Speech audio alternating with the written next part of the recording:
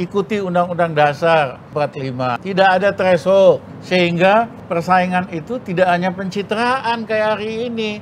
Iklan berbayar, poster berbayar, tetapi visi, integritas, kredibilitas, track record, program, kan lebih bermanfaat buat rakyat kita. Ada satu hal yang saya kira kita memang perlu serius memikirkannya. Kalau tadi Bang Rizal Ramli mengatakan soal ambang batas pemilihan presiden diturunkan jadi 0%. Yang ingin saya sampaikan adalah bahwa memang 20% itu bikin kita sesak napas untuk mencari presiden.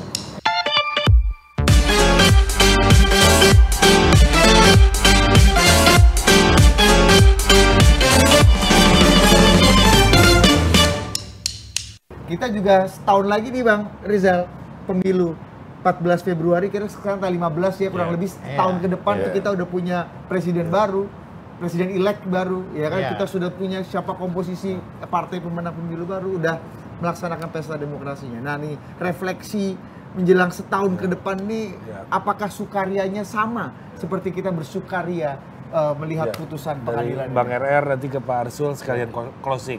Ya, silakan. Kalau saya lihat mappingnya ya, di DPR ada teman-teman yang bagus-bagus, kayak Pak Arsul. Yang lainnya itu kayak taman kanak-kanak lah, ya kan? Dan Itu istilah Gus Dur. Istilah Gus Dur, ya kan? Kita perlu DPR yang betul-betul jadi wakil rakyat.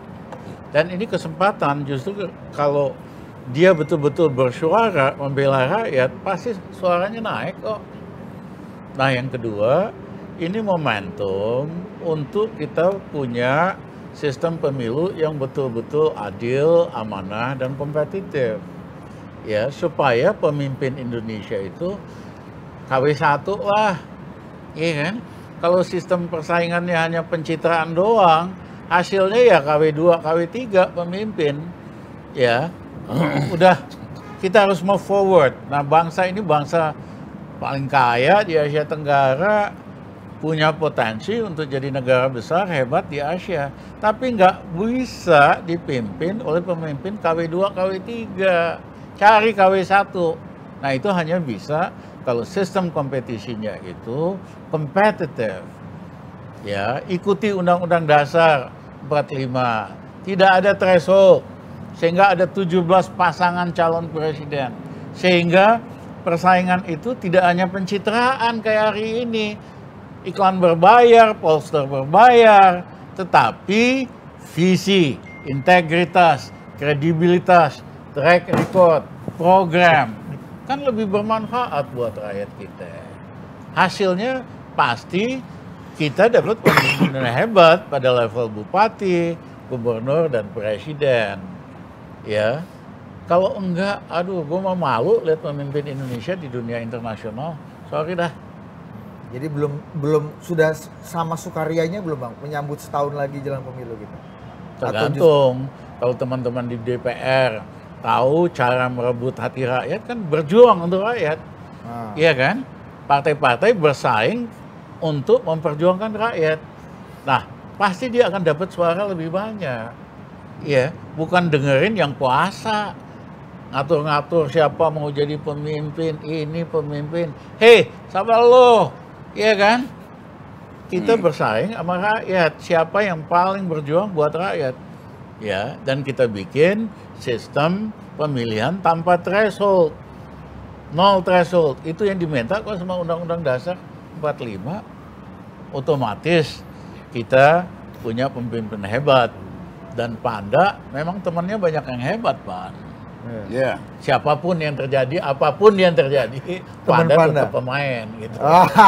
Tapi Rizal Ramli, Bung Karno KW1 tadi gimana menurut? Lah iya, kita setuju lah bahwa kita memilih tentu pemimpin itu yang baik, yang KW1. Hanya kan tidak mudah siapa yang kalau si A ini KW1 atau KW2, itulah kita berbedanya. Tapi ada satu hal yang saya kira kita memang perlu serius memikirkannya. Kalau tadi Bang Rizal Ramli mengatakan soal ambang batas pemilihan presiden diturunkan jadi 0%. Yang ingin saya sampaikan adalah bahwa memang 20% itu bikin kita sesak napas untuk mencari presiden, ya. Jadi itu mesti diturunkan, ya, mesti diturunkan. Hanya barangkali kalau saya tidak 0% Bang Rizal, karena saya khawatir kalau 0%. Orang Indonesia itu banyak yang punya duit puluhan triliun. Nanti dia akuisisi partai yang sudah berbadan hukum, dia bisa langsung mencalonkan presiden. Maka kita maksudnya mau menghindari oligarki, masuklah ke dalam yang menurut saya itu harus diturunkan. Apakah disamakan dengan ambang batas parlemen atau diturunkan jadi separuhnya?